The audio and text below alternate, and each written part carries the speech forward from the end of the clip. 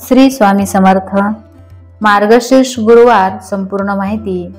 मराठी वर्षामधील 9वा महिना म्हणजे मार्गशीर्ष. मार्गशीर्षातील प्रत्येक गुरुवार हा सवाष्ण महिन्यांसाठी विशेष असतो. या दिवशी वैभव लक्ष्मी किंवा महालक्ष्मीचे व्रत करून कुटुंबाला समाधान, शांती, ऐश्वर्य मिळावे अशी प्रार्थना केली जाते. या व्रताच्या दिवशी वैभव लक्ष्मी घट स्थापन करून शास्त्रोक्त पूजा केली जाते, तर शेवटच्या गुरुवारी व्रताचे उद्यापन केले जाते. याचे नियम आणि पूजा पद्धत. मनातील सर्व इच्छा पूर्ण करण्याच्या हेतूने श्री महालक्ष्मी व्रत करण्याची पद्धत आहे. या व्रताची सुरुवात मार्गशीर्ष मासातील पहिल्या गुरुवारी होते आणि शेवटच्या गुरुवारी उद्यापन केलं जातं. परंतु जर कोणत्याही कारणास्तव मार्गशीर्ष मासी व्रत करण्यास जमले नाही, तर संपूर्ण श्रद्धेपूर्वक कोणत्याही महिन्याच्या पहिल्या गुरुवारपासून सुरू करावे व व्रताची सांगता मात्र मार्गशीर्ष मासाच्या शेवटच्या गुरुवारीच करावे.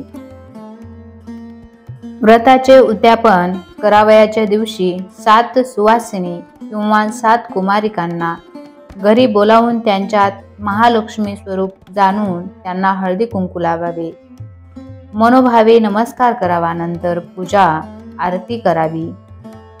कहाणी करून प्रसाद म्हणून फळ व महालक्ष्मी व्रतकथा पोथीची एक प्रत प्रत्येकीला द्यावी. पुरुष हे व्रत करत असतील तर त्यांना स्त्री किंवा कुमारिकांच्या हातावर हळदी कुंकू व्हावे आणि त्यांना महालक्ष्मी स्वरूप जाणून मनोभावे नमस्कार करावा. शक्य असल्यास ब्राह्मणाला शिधा वस्त्र किंवा दक्षिणा देऊन त्यांच्याकडून आशीर्वाद घ्यावा. सायंकाळी गायीची पूजा करून गोग्रास द्यावा. व्रत करणाऱ्या जातकाने मनाने आनंदी व शरीराने शुद्ध असणे आवश्यक आहे. गुरुवारी व्रत करताना चित्त शांत व आनंदी वृत्ती असावी. सर्वांशी प्रेमाने वागावे, तसेच प्रसन्न राहावे. काही कारणामुळे गुरुवारी पूजा आरती कहाणी करणे शक्य नसेल तर दुसऱ्याकडून करून घ्यावी. उपवास मात्र स्वतः करावा. व्रताच्या दिवशी दिवसभर उपवास करावा व संध्याकाळी पूजा आरती कहाणी झाल्यावर श्री महालक्ष्मी देवीला नैवेद्य दाखवावे. नंतर कुटुंबियांसमवेत मिष्टान्न भोजन करावे.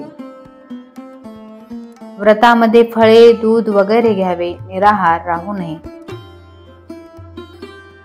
पूजेची पद्धत. घरातील पूजेची जागा स्वच्छ करून रांगोळीने स्वस्तिक काढून त्यावर पाट किंवा चौरंग मांडावा. सभोवती रांगोळी काढावी व मध्यभागी थोडे तांदूळ किंवा गहू वर्तुळाकार पसरून त्यावर हळदी कुंकू व्हावे.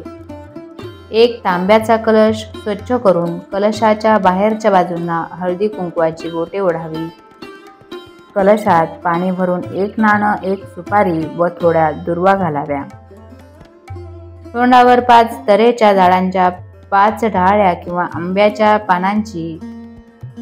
झाडांची पाने रचून त्यावर नारळ शेंडीभर करून ठेवावा. तांब्याला चौरंग पाटावर पसरलेल्या तांदळाच्या किंवा गव्हाच्या वर्तुळावर मधोमध ठेवावा.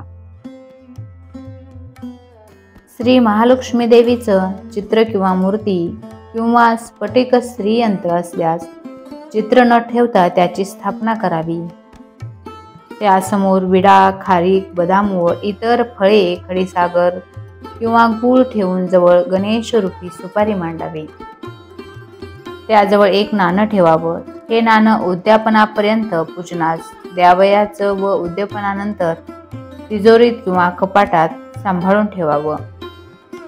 पूजेची संपूर्ण मांडणी केल्यानंतर स्वतः आचमन करून श्री महालक्ष्मी मातेची पंचोपचार पूजा करावी. नैवेद्यासाठी केळे तसेच इतर फळे ठेवावी. एका वाटीत दूध नक्की ठेवावे. श्री महालक्ष्मी व्रताची कथा भक्तिभावाने वाचावी किंवा श्रवण करावी. नैवेद्य दाखवल्यावर श्री महालक्ष्मी देवी समोर हात जोडून बसावे व श्री महालक्ष्मी नमनाष्टक म्हणावे. आपल्या मनातील इच्छा देवीला प्रार्थना करताना सांगावी. मग आरती करावी. संध्याकाळी श्री महालक्ष्मी देवीची पंचोपचार पूजा करून गोड पदार्थाचा नैवेद्य अर्पित करावा। गायीसाठी वेगळ्याने नैवेद्य काढून सर्व कुटुंबियासह आनंदाने प्रसादासह भोजन करावे।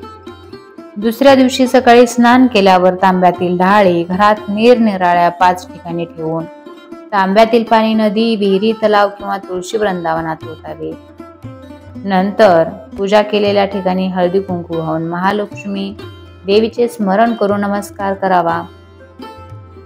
हा माहितीपूर्ण व्हिडिओ आवडला तर एक लाईक नक्की, चॅनलला सबस्क्राईब करा। धन्यवाद।